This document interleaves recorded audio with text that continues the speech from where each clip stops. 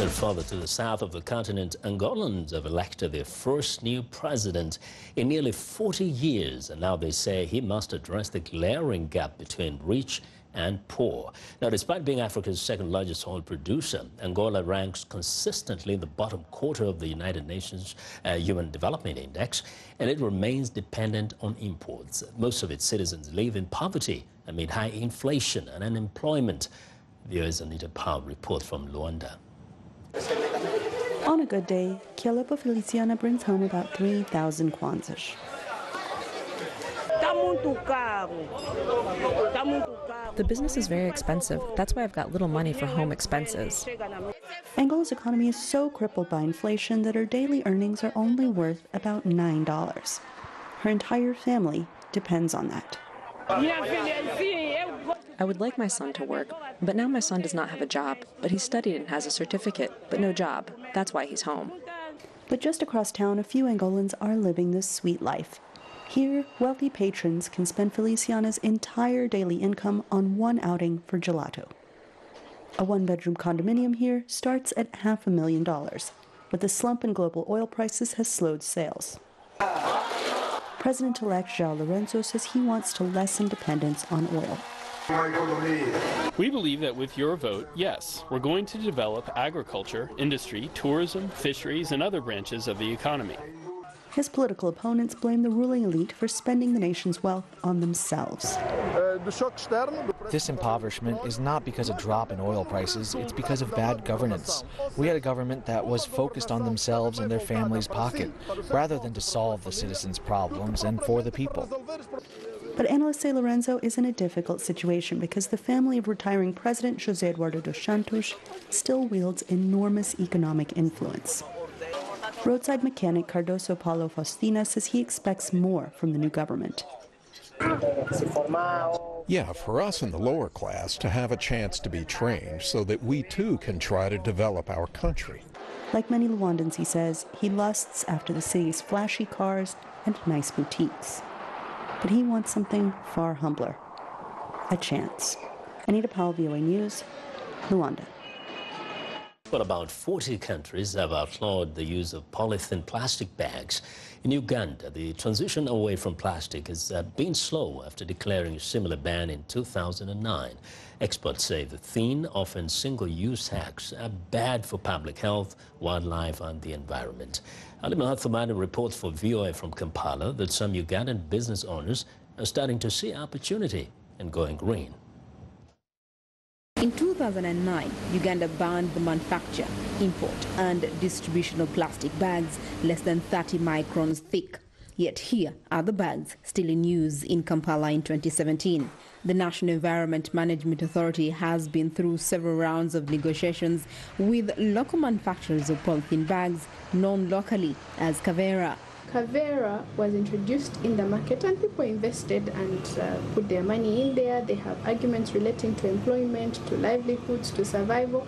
But there's a major one and a long-term one, which is environmental. So that's where the catch is. You have decision makers that are on both sides. So there has always been tension as to what eventually should be the final position.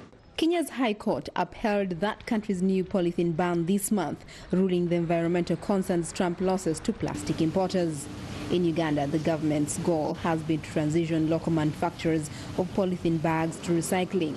Among the converted is factory owner Moses Ategeka, who says the 2009 ban does not go far enough. Look at this. All this is non-recyclable, and no one is recycling any of this. The bread wrap I told you is the worst. All this is plastic.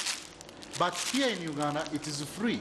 When you start talking of the ban is only touching 10% of the plastic bags in the market.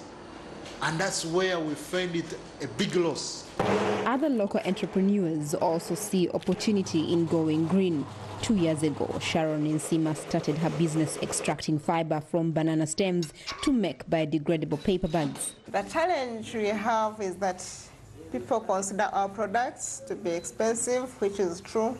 Like this bag is at 2,000, and this one 3,000. But when you compare our bags and the polythenes, a big polythene is at 300, but our bags are more safer than the polythenes because for them they save the environment. But the polythenes are more dangerous and contaminate the environment. Shopkeeper Sergio Naturinda says attitudes are slowly changing. Yes, there are a few challenges here and there, but people are understanding and they are buying our paper bags. We are making money and things are moving on well. The paper bag business may be in for a boost in Uganda. Kenya has been a key source of polythene bags, so its new ban could mean fewer plastic bags on the streets of Uganda's capital as well. Halima Athmani for VOA News, Kampala. Overcoming a challenge can be daunting, but nothing is more powerful than a passion to achieve a set goal.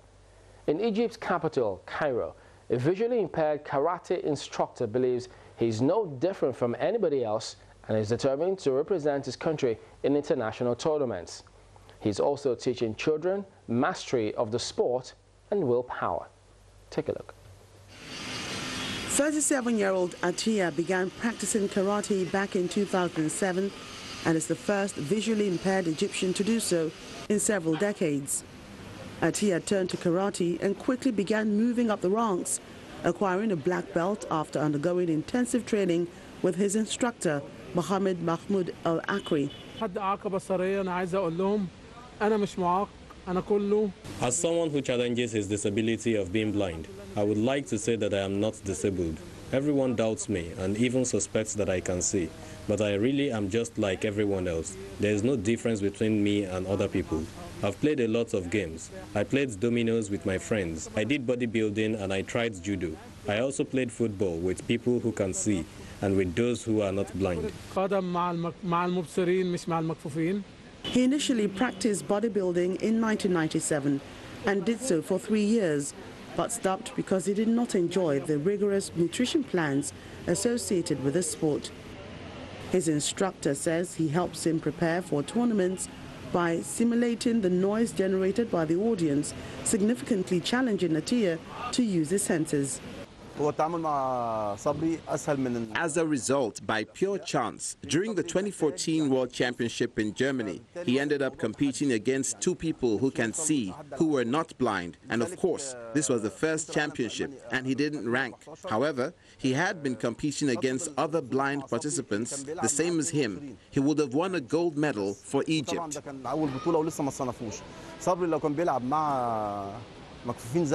As Atia continues to encourage young disabled athletes, he is determined to take the sport to a greater height and represent his country in international tournaments. Well, and that's our show for today. You can find all the continent's top news and world news online at voaafrica.com. Check it out. I'm Vincent McCord in Washington. Chamberlain has our last word from Lagos. We look forward to bringing you another show next week. And channeltv.com is your source for news and other programming. I'm Chamberlain Oso. Thank you for watching. Goodbye.